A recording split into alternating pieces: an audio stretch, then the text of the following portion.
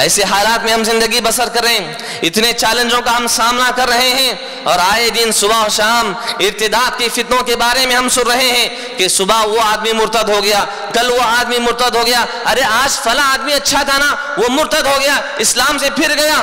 اللہ اکبر، یہ بات اللہ کے نبی علیہ السلام 1400 سال پہلے فرما دیا تھا کہ یصبح الرجل کافرا ویصبح الرجل مؤمنا ویمسی کافرا، کہ آدمی صبح میں ایمان والا ہوگا تو شام میں کافر ہو جائے گا، اور شام میں ایمان والا رہے گا تو صبح میں کافر ہو جائے گا۔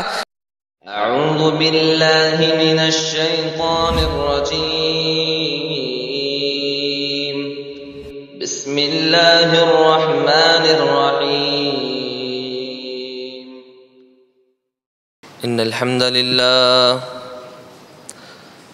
نحمده ونستعینه ونستغفره ونؤمن به ونتوکل علیہ، ونعوذ باللہ من شرور انفسنا ومن سیئات اعمالنا، من يهده الله فلا مضل له ومن يضلل فلا هادي له، وأشهد أن لا إله إلا الله وحده لا شريك له، وأشهد أن محمدًا عبده ورسوله، أما بعد فإن خير الحديث كتاب الله، وخير الهدى هدى محمد صلى الله عليه وسلم، وشر الأمور محدثاتها وكل محدثة بدعة، وكل بدعة ضلالة، وكل ضلالة في النار۔ أعوذ بالله من الشيطان الرجيم، يا أيها الذين آمنوا اتقوا الله حق تقاته ولا تموتن إلا وأنتم مسلمون۔ بسم الله الرحمن الرحيم، يا أيها الناس اتقوا ربكم الذي خلقكم من نفس واحدة، وخلق منها زوجها وبث منهما رجالا كثيرا ونساء، واتقوا الله الذي تساءلون به والأرحام، إن الله كان عليكم رقيبا۔ أعوذ بالله من الشيطان الرجيم، يا أيها الذين آمنوا اتقوا الله وقولوا قولا سديدا، يصلح لكم أعمالكم ويغفر لكم ذنوبكم، ومن يطع الله ورسوله فقد فاز فوزا عظيما۔ وقال الله عز وجل في موضع آخر، أعوذ بالله من الشيطان الرجيم، واتقوا فتنة لا تصيبن الذين ظلموا منكم خاصة، واعلموا أن الله شديد العقاب۔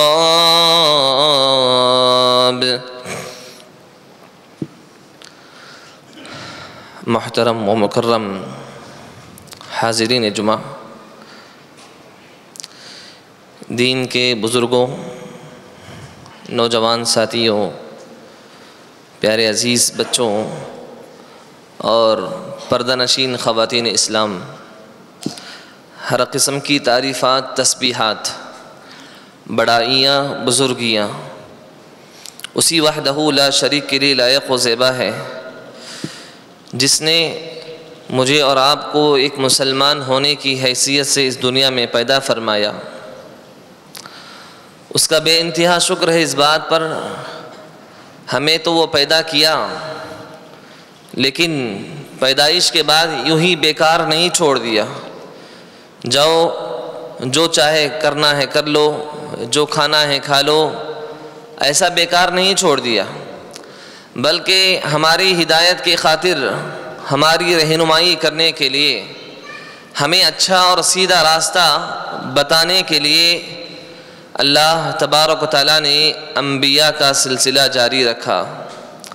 تمام انبیاء پر درود و سلام ہو، خصوصاً میرے اور آپ کے آخری نبی جناب محمد الرسول اللہ صلی اللہ علیہ وسلم پر۔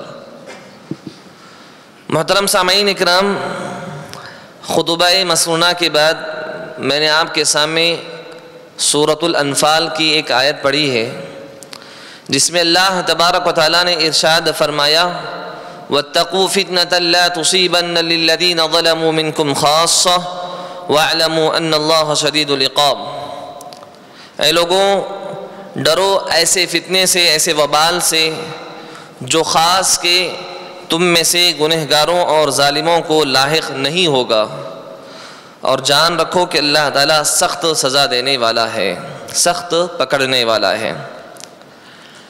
اس آیت کے اندر اللہ تبارک و تعالیٰ نے معاشرے میں نیک، صالح اور اچھے لوگوں سے مخاطب ہو کر فرمایا کہ جو برے ہیں وہ تو فتنے میں مبتلا ہے ہی، لیکن جو تم نیک ہو، صالح ہو، اچھے ہو، متقی ہو، تمہیں زندگی میں ہر سانس، ہر قدم پھونک کر رکھنا پڑے گا۔ کہیں فتنے تمہارے لیے، تمہارے ایمان کے لیے، تمہارے تقوی کے لیے، تمہارے دینداری کے لیے، تمہارے اخلاق کے لیے، تمہارے کیریکٹر کے لیے چیلنج نہ بن جائے۔ محترم حضرات، یقیناً دین بہت بڑی ایک امانت ہے۔ ہمارے اسلاف نے ہم تک اس دین کو پہنچایا ہے، کوششوں کے باوجود، اپنے آزمائشوں کے باوجود کوشش کرتے ہوئے ہم تک دین کو پہنچایا ہے۔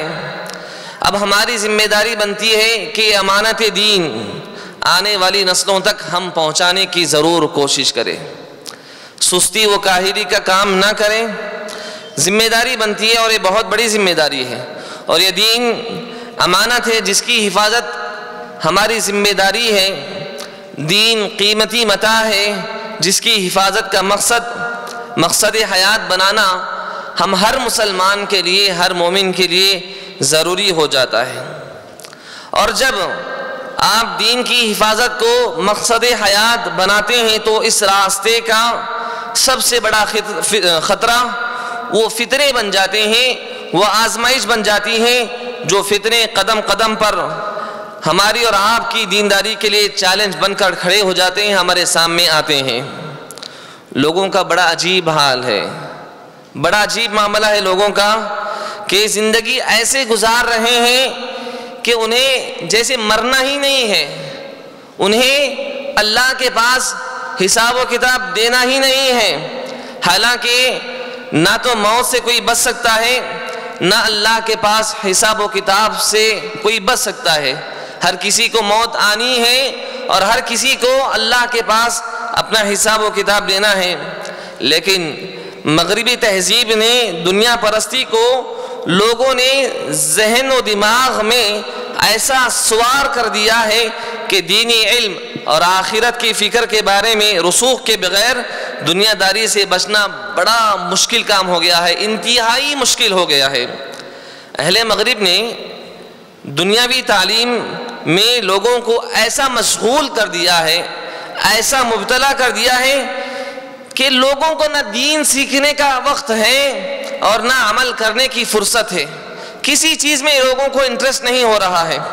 اسی لیے پیارے نبی صلی اللہ علیہ وسلم نے احادیث میں تلقین بیان فرمائی ہے، تعلیم دی ہے کہ دین پر چلتے ہوئے فتنوں سے ہوشیار رہو، فتنوں سے اپنے آپ کو بچائے رکھو، اور اللہ تعالیٰ سے دعا کرتے رہو کہ ہر چھوٹے بڑے فتنے اللہ تبارک و تعالیٰ تمہیں بچا لے۔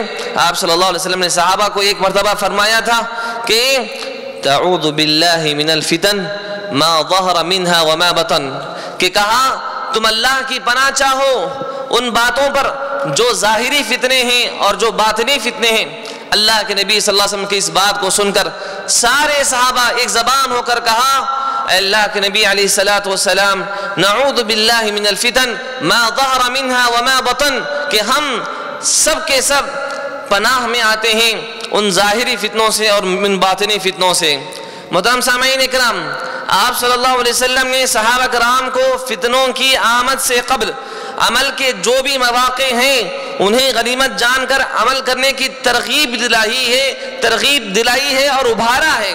اسی لیے اللہ کے نبی علیہ الصلوۃ والسلام نے فرمایا بادروا بالاعمال فتنا كقطع الليل مظلم، لوگوں عمل میں جلدی کرو، نیک کام کرنے میں جلدی کرو، کوتاہی نہ کرو، سستی نہ کرو، کہ قبل اس کے کہ وہ فتنے آئیں، وہ آزمائش آئے کہ جو تاریک رات میں تاریک ٹکڑیوں کی مانند کی طرح ہو جائے۔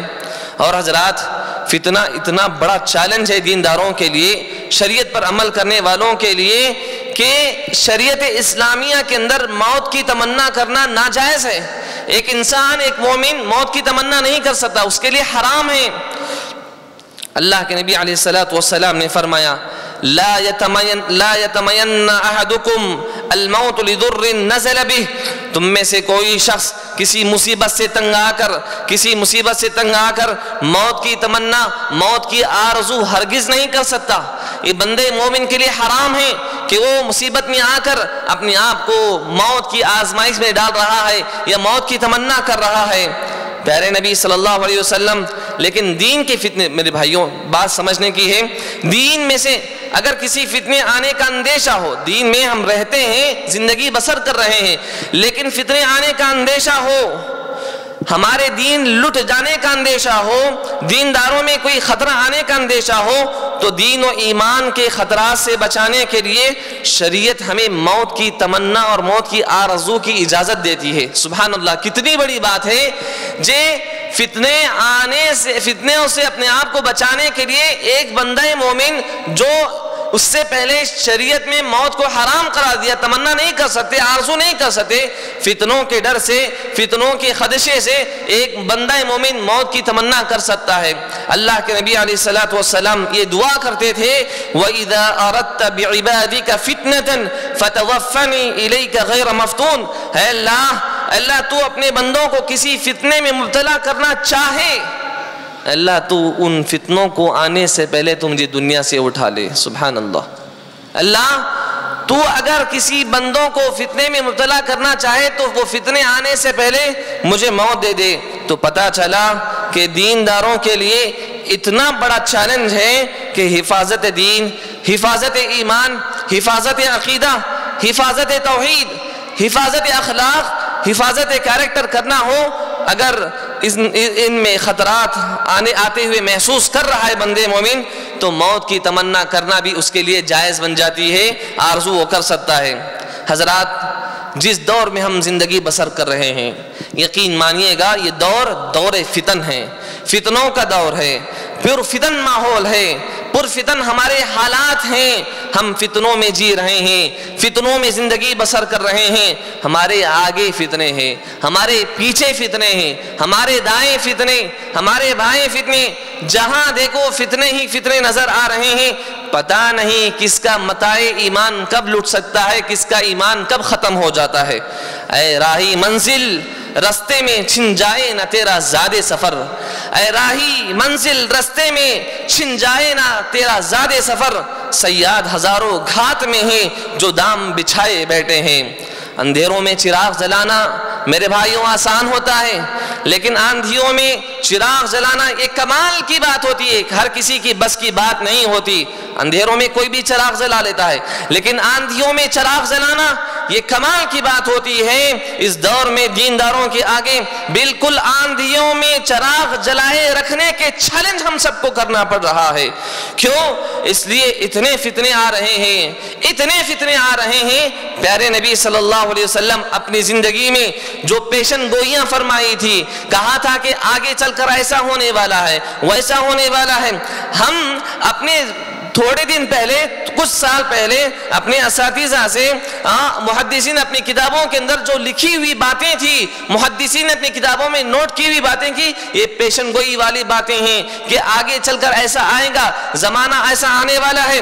ماضی کا محدث، ماضی کا مدرس، ماضی کا طالب علم جن حدیثوں کو مستقبل میں آنے والے فتنوں کو پڑھایا کرتے تھے یا پڑھا کرتے تھے ہم لوگ، آج وہ پیشن گوئیاں نہ رہی، آج وہ صورتحال بن چکی ہے۔ صبح و شام آج ہم واقعے کی شکل میں ہم دیکھ رہے ہیں۔ بطور مثال میرے بھائیوں، اللہ کے نبی علیہ الصلوۃ والسلام نے اس امت میں شرک کے فتنے لوٹنے کی پیشن گوئی فرمائی تھی کہ فرمایا کہ شرک اتنا پھیل جائے گا، شرک کے انبار لگ جائیں گے، شرک کا فتنہ لوٹ آئے گا، یہ امت شرک کی طرف بہت خطرناک لوٹ جائے گی، اور شرک میں یہ عورتیں، یہ امت کی عورتیں بہت کثیر تعداد میں مبتلا ہو جائے گی۔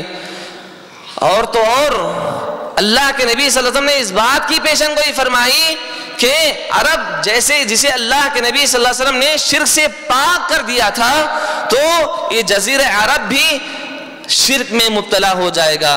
کہا اللہ کے نبی علیہ السلام نے لا تقوم الساعة حتى تضطرب علیات نساء دوس على ذی الخلصہ۔ کہا اللہ کے نبی علیہ السلام نے قیامت اس وقت تک قائم نہیں ہوگی، قیامت اس وقت تک قائم نہیں ہوگی جب تک کہ قبیلے دوس کی عورتیں ذی الخلصہ، ایک نام ہے ذی الخلصہ نامی بت کا طواف کرنے لگ نہ جائیں۔ عورتیں طواف کرنے لگیں گی، اور ذی الخلصہ یہ زمانے جاہلیت کا بت ہے، اور پیارے نبی صلی اللہ علیہ وسلم کی حدیث بتاتی ہے، یہ پیغام بتاتا ہے کہ جزیرے عرب جیسے شرک سے پاکیزہ علاقے میں بھی شرک وہاں پہ بھی لوگ کرنے لگیں گے۔ دوس، قبیلے دوس، یہ عرب کا ملک ہے، وہاں پہ بھی شرک قائم ہو جائے گا۔ وہاں جو بتوں کو توڑ دیا تھا، بتوں کو چھپا کر رکھا گیا تھا، وہاں پہ بھی بتوں کو نکال کر ان کی عبادت کرنے لگیں گے۔ محترم سامعین اکرام، آپ کو معلوم ہونا چاہیے قیامت سے قریب اللہ کے نبی صلی اللہ علیہ وسلم نے پیشن گوئی فرمائی تھی کہ عبادتیں بے روح ہو جائے گی، عبادتوں میں ہمارا پختگی نہیں ہوگی، عبادتیں خالص نہیں ہوگی، ہاں ایک رسم کی طرح ہم عبادت کرنے لگ جائیں گے۔ دیکھیے وہ منظر، اللہ اکبر اللہ اکبر، امام مسجد سے سہو ہو جاتی ہے، کبھی غلطی ہو جاتی ہے کہ پیچھے 100-200 مصلیاں ہونے میں ایک نمازی کی بھی وہ کیفیت نہیں ہوتی جو یقین کے ساتھ سبحان اللہ کہہ سکے۔ ایک مصلی کی بھی ہمت نہیں ہوتی، وہ کیفیت نہیں ہوتی، وہ نماز میں جستجو نہیں ہوتی کہ وہ کانفیڈنٹ کے ساتھ سبحان اللہ کہہ سکے۔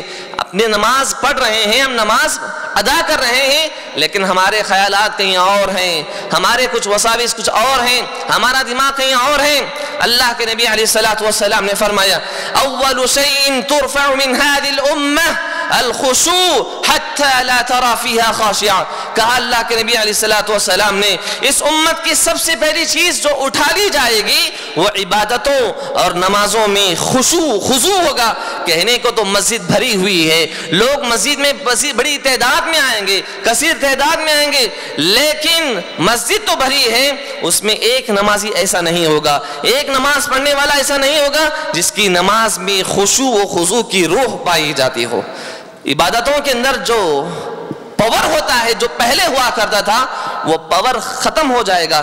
اسی طرح میرے بھائیوں، امانت دار معاشرے میں اناقہ ہو جائیں گے، ختم ہو جائے گے، کوئی آپ کو امانت دار انسان نہیں ملے گا۔ پیارے نبی صلی اللہ علیہ وسلم نے فرمایا کہ لوگ کاروبار کریں گے، لوگ بزنس کریں گے، لوگ ترقی کریں گے، حتیٰ کہ کہا اللہ کے نبی صلی اللہ علیہ وسلم نے حتی لا یکاد احد یؤدی الامانہ، کہ امانت داری کے ساتھ بزنس کرنے والا، ایمانداری کے ساتھ کاروبار کرنے والا، اپنی سچائی کو لازم پکڑ کر کاروبار کرنے والا، بزنس کرنے والا، اور زبان کا لحاظ رکھ کر چلنے والا، ہمیں کہیں دور دور تک لوگ نظر نہیں آئیں گے۔ حالت یہ ہو جائے گی کہ امانت داری اتنی ناپائید ہو جائے گی، اتنی کم ہو جائے گی، حتی یقال ان بری فلان رجلا امینا، اگر کہیں ایک امانت دار انسان ہوگا، لوگ چرچا کریں گے، لوگ آپس میں بات کریں گے، آپ کو معلوم ہے فلاں جگہ پہ، فلاں ماحول میں، فلاں گاؤں میں، فلاں بستی میں ایک امانت دار انسان بھی رہتا ہے۔ اتنی منقع ہو جائے گی امانت داری، اتنی ناپائید ہو جائے گی، لوگوں میں امانت دار کوئی بھی نہیں ملے گا۔ جہاں دیکھو دھوکے بازی، جہاں دیکھو جھوٹ، جہاں دیکھو غلاظت معاشرے میں پھیلتی جائے گی۔ قیامت سے پہلے اللہ کے نبی علیہ السلام نے اس کے بارے میں پیشن گوئی فرمائی تھی۔ اور حضرات، اللہ کے نبی علیہ السلام نے اس بات کی بھی پیشن گوئی فرمائی کہ بے حجابی، بے پردگی و برہنگی کے فتنے میں لوگ مبتلا ہو جائیں گے، عریانیت کا فتنہ ہو جائے گا۔ اللہ کے نبی نے پیشن گوئی فرمائی، کہا جہاں دیکھو، جدھر دیکھو ننگا پن کا فتنہ، عریانیت کا فتنہ، برہنگی کا فتنہ۔ اللہ کے نبی علیہ الصلوۃ والسلام نے فرمایا کاسیات نساء کاسیات عاریات مائلات ممیلات، ایسی عورتیں آئیں گی قیامت سے پہلے جو کپڑے پہننے کے باوجود بھی ننگی نظر آئیں گی، کپڑے پہنیں گی ضرور لیکن اس کے باوجود وہ ننگی نظر آئیں گی۔ مردوں کو مائل کرنے والی اور مردوں سے مائل ہونے والی عورتیں قیامت سے پہلے اللہ کے نبی علیہ الصلوۃ والسلام نے فرمایا تھا۔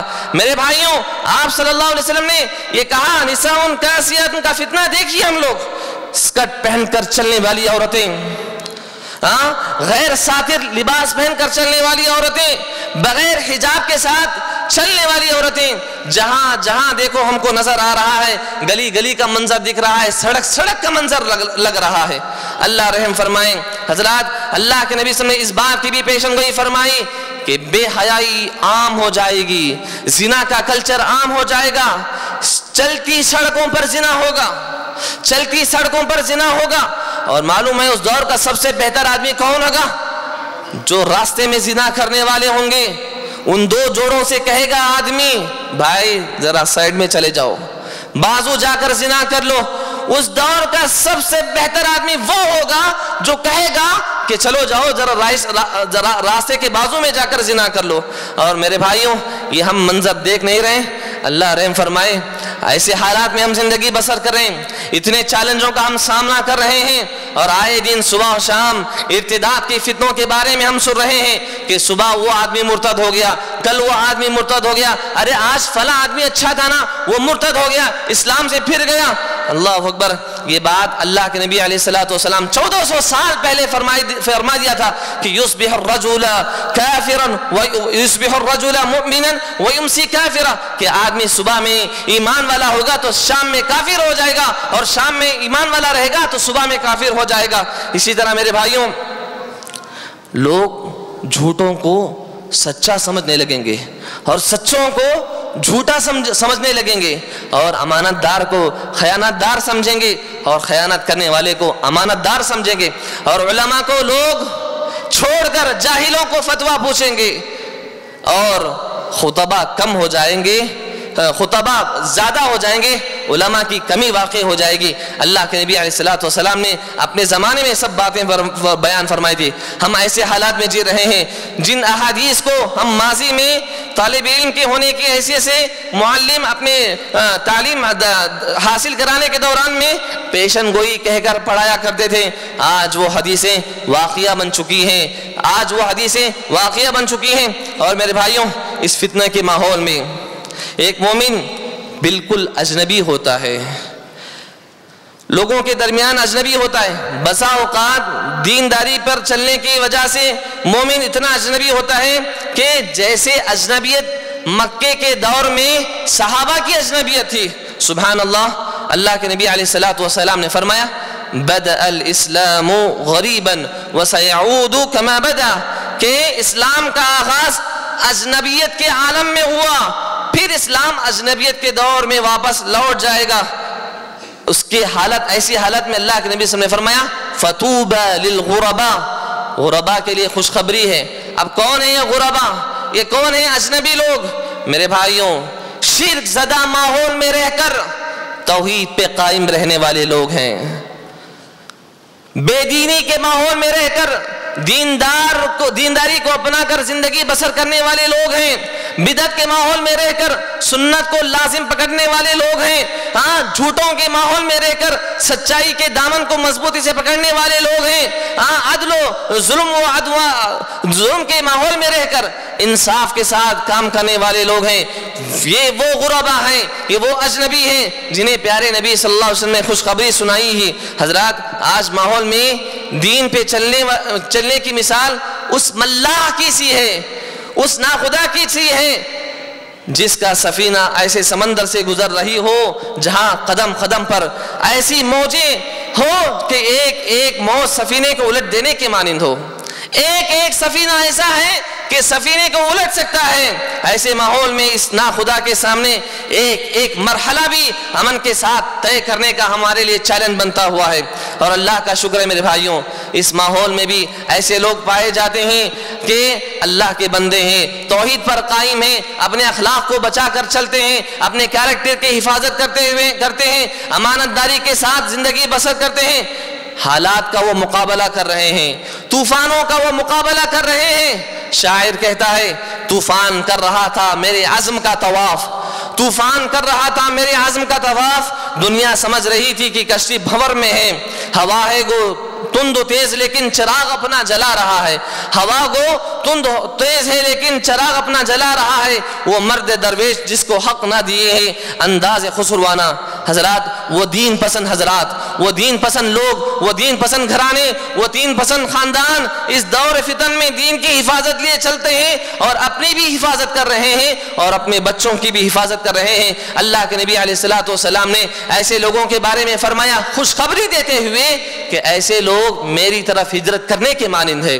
جس طرح صحابہ نے مکے سے مدینے کی طرف ہجرت کی تھی، ان کو خوشخبری کے طور پر اللہ کے نبی علیہ الصلوۃ والسلام نے فرمایا تھا، جو فضیلت بیان فرمائی تھی، الہجرۃ تہدم ما قبلہ، کہ فتنوں کے دور میں جو انسان ہجرت کرتا ہے وہ گویا کہ ماں کے پیٹ سے نکلے ہوئے کے مانند ہے، اس نے کچھ گناہ کیا ہی نہیں۔ ہم بھی ایسے ہی دور میں گزر رہے ہیں، فتنوں کے ماحول میں ہماری زندگی بسر ہو رہی ہے میرے بھائیوں۔ تو الحمدللہ یہ فضیلت ہمارے لیے ہمت کے لیے کافی ہو جاتی ہے، ہمت کے لیے کافی ہو جاتی ہے میرے بھائیوں۔ یقیناً ہم جس دور سے زندگی بسر کر رہے ہیں وہ پرفتن ماحول ہے، بڑا خطرناک حالات چل رہے ہیں، فتنوں کی زد میں سب سے زیادہ نوجوان ہمارے نسل آ رہے ہیں۔ میرے نوجوان بھائی اور بہنیں، آج فتنوں میں سب سے زیادہ گرفتار، سب سے زیادہ شکار ہم لوگ ہیں، ہم نوجوان ہیں۔ نوجوان کی صبح فتنوں میں گزر رہی ہے، نوجوان کی شام فتنوں میں گزر رہی ہے، نوجوان کا دن فتنوں میں گزر رہا ہے، نوجوان کی رات فتنوں میں گزر رہی ہے۔ کتنے فتنے، اللہ رحم فرمائے، سوشل میڈیا کا فتنہ، مغربی تہذیب کی اندھی تقلید کا فتنہ، سجنے سجانے کا فتنہ، بے پردگی کا فتنہ، عریانیت اور ننگا پن کا فتنہ، ڈرگس اور منشیات کا فتنہ، ہومو سیکس کا فتنہ، ہم جنس پرستی کا فتنہ، لڑکیوں کے لیے لڑکوں کا فتنہ اور لڑکوں کے لیے لڑکوں کا فتنہ، عشق و محبت کا فتنہ۔ کتنے فتنے میں ہم جی رہے ہیں میرے بھائیوں۔ آج سے 1400 سال پہلے اللہ کے نبی علیہ الصلوۃ والسلام نے اس بات کی گواہی فرمائی تھی، بیان فرمایا تھا، ما ترکت بعد فتنة اضر على الرجال من النساء، میں نے اپنے بعد مردوں کے لیے عورتوں سے زیادہ کوئی فتنہ نہیں چھوڑا ہے۔ آج صورتحال دیکھیے، آج صورتحال کیا ہے؟ ہمارے اسکولز، ہمارے کالجز، ہمارے یونیورسٹی والا پڑھنے والا نوجوان بچے اور بچیاں میں زیر تعلیم ہے، ہم پڑھ رہے ہیں، زیر تعلیم ہے وہاں پہ۔ آپ بتائیے کہ ان میں سے بہت کم لوگ ایسے ہوں گے، بہت کم بچے ایسے ہوں گے جو کسی نہ کسی زلف کا اسیر نہ ہو، جو کسی نہ کسی محبت میں، عشق و محبت میں مبتلا نہ ہو۔ معاف کیجئے گا، یہ ہمارے اسکولز، یہ ہمارے کالجز، یہ ہمارے یونیورسٹی، یہ محبت کے اڈے بنے ہوئے ہیں۔ یہاں جا کر ہمارے بچے اور بچیاں کچھ پڑھے یا نہ پڑھے لیکن محبت کا سبق ضرور پڑھ کر آتے ہیں۔ صورتحال کیا ہے؟ شاعر کہتا ہے، ہم ہوئے تم ہوئے کہ میر ہوئے، ہم ہوئے تم ہوئے کہ میر ہوئے، اس کی زلفوں کے سب اسیر ہوئے۔ اللہ کی قسم میرے بھائیوں، موجودہ صورت میں، موجودہ حالات میں ایک نوجوان جو کالج میں پڑھتا ہے، اسکول میں پڑھتا ہے، یونیورسٹی میں پڑھتا ہے، اللہ کی قسم وہ اللہ کا ولی ہے بندہ، جو اس پرفتن دور میں رہ کر عشق و محبت کی آلودگی سے اپنے آپ کو بچائے رکھتا ہے، وہ اللہ کا ولی ہے وہ نوجوان، اللہ کی ولی ہے وہ نوجوان بچی جو کالج یونیورسٹی کا رخ کر کے اپنی تعلیم کو حاصل کر رہی ہے، لیکن یہ گندگیوں سے، غلاظت سے وہ پاک ہے۔ میرے بھائیوں، شریعت نے ہمیں ہر قدم میں مرد اور عورت کے درمیان فاصلے رکھے، لیکن آج ہم نے انسان تعلیم کے نام پر، تہذیب کے نام پر، کلچر کے نام پر، مساوات کے نام پر، برابری کے نام پر ان پوری طرح ان فاصلوں کو ہم نے ختم کر دیا ہے۔ نتیجہ کیا ہوا؟ نتیجہ یہ ہوا دنیا شہوتوں کا بازار بنی ہوئی ہے۔ ایسا لگتا ہے کہ دنیا جہاں دیکھو شہوتیں ہی شہوتیں نظر آتی ہیں، اور جو بہت بڑی تھوڑی بہت کمی رہ گئی تھی، سوشل میڈیا نے اس کمی کو پورا کر ڈالا۔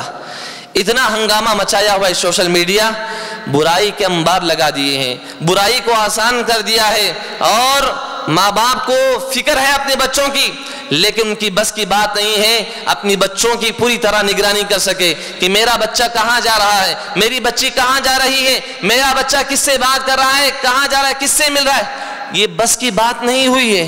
یہ بہت ایسا ہو گیا ہے کہ کچھ پتہ ہی نہیں کر سکتا کہ بچوں کے بارے میں فکر کریں تو کہاں تک کرے۔ میرے بھائیوں، عشق و محبت کے اس فتنے نے خاندان کو برباد کر ڈالا ہے، خاندان کو برباد کر ڈالا ہے، گھروں کو برباد کر ڈالا ہے، ماں باپ کی ارمانوں کا خون کر ڈالا ہے، اور خاندان کی عزت و آبرو کو نیلام کر ڈالا ہے۔ اور اسی طرح شاعر کہتا ہے، اے عشق تو نے اکثر قوموں کو کھا کے چھوڑا، اے عشق تو نے اکثر قوموں کو کھا کے چھوڑا، جس گھر سے سر اٹھایا اس کو بٹھا کے چھوڑا، ایک دست رست سے تیری حالی بچا ہوا تھا، اس کے بھی دل پہ آخر چرکا لگا کے چھوڑا۔ میرے بھائیوں، ہمارے معاشرے میں ایک فتنوں میں ایک فتنہ یہ بھی ہے، وہ ہے ذنوب الخلوات، اکیلے میں رہ کر گناہ کرنا۔ کوئی دیکھ نہیں رہا ہے تو بندہ مومن کیا کرتا ہے؟ گناہ کا شکار ہو جاتا ہے۔ ایک مسلمان گناہ کا ارتکاب کرتا ہے، اللہ کے ساتھ معصیت کرتا ہے۔ میرے نوجوان بھائیوں، غلط عادتوں کو اپنے آپ سے بچائے رکھو، ہم ان میں مبتلا ہوتے ہیں، اپنے آپ کو ان غلط عادتوں سے بچائے رکھو۔ ہمارے ساتھ یہ موبائل ہے، اللہ رحم فرمائے، یہ موبائل کوئی ہو نہ ہو، اگر کوئی ہمیں نہیں دیکھ رہا ہے، اللہ رحم فرمائے، اس بندہ مومن کیا گناہ کرتا ہے وہ اللہ خود جانتا ہے اور وہ خود جانتا ہے۔ اتنا خطرناک پاور ہے اس کے اندر۔ یہ معصیتوں کا انبار ہے، گناہوں کا ایک آلہ ہے، معصیتوں کا آلہ ہے۔ اس کے ذریعے اسے انسان اپنے آپ کی حفاظت کرنا ایک بہت بڑا مشکل کام ہے، میں سمجھتا ہوں ناممکن کام ہے۔ اللہ رحم فرمائے۔ میرے بھائیوں، یہ جو چیلنجز ہم کو کرنا پڑ رہا ہے، ایک اچھے نوجوان بن کر زندگی گزارو، ایک اچھے نوجوان بن کر زندگی گزارو۔ جیسے ثعلبہ بن عبد الرحمن کے بارے میں آتا ہے، 16 سال کا لڑکا تھا، اللہ کے نبی صلی اللہ علیہ وسلم نے ایک کام کے لیے بھیجا تھا، گئے کام کرنے کے لیے، اللہ کے نبی صلی اللہ علیہ وسلم کے حکم کی تعمیل کرنے کے لیے۔ جاءت الريح، ہوا آنے لگی، جس کی وجہ سے اغتسل فإذا امرأة فاغتسل، کہ ایک عورت نہا رہی تھی، ہوا کی وجہ سے پردہ اڑ گیا، ثعلبہ بن عبد الرحمن کی نظر چلے گئی۔ کہا اللہ کے نبی علیہ السلام نے مجھے کس لیے بھیجا تھا اور میں نے کیا دیکھ لیا؟ خوفزدہ ہو گیا، پریشان ہو گیا، اپنے دل میں گھبراہٹ محسوس کرنے لگا، مجھ سے اتنا بڑا گناہ ہو گیا ہے۔ نوجوان میرے بھائیوں، غور سے سنیے گا، یقیناً یہ ہمارے لیے بہت بڑا پیغام ہوگا، بہت بڑا پیغام ہوگا۔ ثعلبہ بن عبد الرحمن نے مدینہ چھوڑ کر چلا گیا، مدینہ چھوڑ کر چلا گیا۔ اللہ کے نبی علیہ السلام نے کہا، یا سلمان، یا عمر، کہاں ہے ثعلبہ؟ ثعلبہ کہاں ہے؟ جاؤ اس کو بلا کر لاؤ۔ سارے مدینہ شہر گھومتے ہیں، پتہ نہیں ہوتا کہ ثعلبہ نہیں مل رہا ہے۔ کہتے ہیں اللہ کے نبی صلی اللہ علیہ وسلم ہم نے پورا شہر ڈھونڈ لیا لیکن ہم کو پتہ نہیں لگا۔ کہا اللہ کے نبی صلی اللہ علیہ وسلم نے، جاؤ اس کو صحراؤں میں ڈھونڈ کر آؤ، پہاڑوں میں ڈھونڈ کر آؤ۔ گئے ڈھونڈنے کے لیے، تلاش کرتے کرتے ایک پہاڑ کے اونچائی پر پہنچے، وہاں ایک چرواہ بکریوں کو چرا رہا تھا، اور اس سے پوچھ لیا، کیا تم نے اس ایک نوجوان کو دیکھا ہے؟ اس چرواہے نے کہا، ہاں میں نے ایک نوجوان کو پہاڑوں کی چوٹیوں پر بیٹھے ہوئے دیکھا ہے، ہمیشہ رو رہا ہے اور اللہ سے دعائیں مانگ رہا ہے، اپنی آنکھوں کو بہت زیادہ رو رو کر اپنے آپ کو نرم کر لیا ہے۔ وہ شام میں آتا ہے، دودھ کا پیالہ ہم دیتے ہیں، وہ پیتا ہے، پھر چلا جاتا ہے۔ جب وہ آئے تو ہم کو انفارم کرو، معلوم کرواؤ۔ فَإِذَا نَزَلَ، وہ جب آیا تو ثعلبہ کو دیکھا، رو رو کر چوزے کی طرح ہو گیا ہے۔ ثعلبہ بن عبد الرحمن رو رو کر چوزے کی طرح ہو گیا ہے۔ کہا عمر رضی اللہ تعالیٰ عنہ نے، اللہ کے نبی صلی اللہ علیہ وسلم آپ کو بلا رہے ہیں. کہا میں نہیں آؤں گا, میں نہیں آؤں گا. کس حیثیت سے میں آؤں, کس چہرے سے میں اللہ کے نبی صلی اللہ علیہ وسلم کے پاس آؤں؟ میں تو گناہ کر چکا ہوں, معصیت ہو گئی مجھ سے, میں نہیں آ سکتا اللہ کے نبی صلی اللہ علیہ وسلم کے پاس. مجھے آنے میں بہت شرمندگی محسوس ہو رہی, بہت خوف ہو رہا ہے. پکڑ کر لے جایا گیا اس کو, ثعلبہ بن عبد الرحمن کو. اللہ کے نبی صلی اللہ علیہ وسلم کے پاس ٹھہراتے ہیں, ٹھہرنے کی سکت نہیں ہوتی, طاقت نہیں ہوتی. بٹھاتے ہیں, بٹھانے کی طاقت نہیں ہوتی, بیٹھنے کی طاقت نہیں ہوتی ان کے پاس. لٹھاتے ہیں, لٹا دیتے ہیں. اس کے بعد کہتے ہیں نہیں میں لیٹ بھی نہیں سکتا, مجھے زمین پر لٹاؤ. زمین پہ لٹانے کے بعد اللہ کے نبی علیہ السلام تشریف لاتے ہیں, ان کا سر کو اللہ کے نبی اپنی ران پر رکھتے ہیں. اور ثعلبہ دیکھیے سبحان اللہ, اللہ کے نبی صلی اللہ علیہ وسلم کیسے سر کو تم نے آپ کی ران میں رکھا ہے جو گناہوں سے آلود ہے, گناہوں کی گندگی سے بھرا ہوا ہے. ایک گناہ ہو گیا تھا, صرف نظر پڑ گئی تھی. تو اللہ کے نبی صلی اللہ علیہ وسلم نے کہا ثعلبہ تم کیا چاہتے ہو؟ کہا ثعلبہ نے اللہ کے نبی صلی اللہ علیہ وسلم میں اللہ سے معافی چاہتا ہوں, اللہ میرے اس گناہ کو معاف کر دے, اللہ میرے اس گناہ کو معاف کر دے. اللہ کے نبی علیہ السلام نے فرمایا جاؤ اللہ تیرے گناہ کو معاف کر دیا, اللہ تیرے گناہوں کو معاف کر دیا. پھر ثعلبہ کہتے ہیں اللہ کے نبی صلی اللہ علیہ وسلم میرے اندر چیونٹیوں کی حرکت محسوس ہو رہی ہے.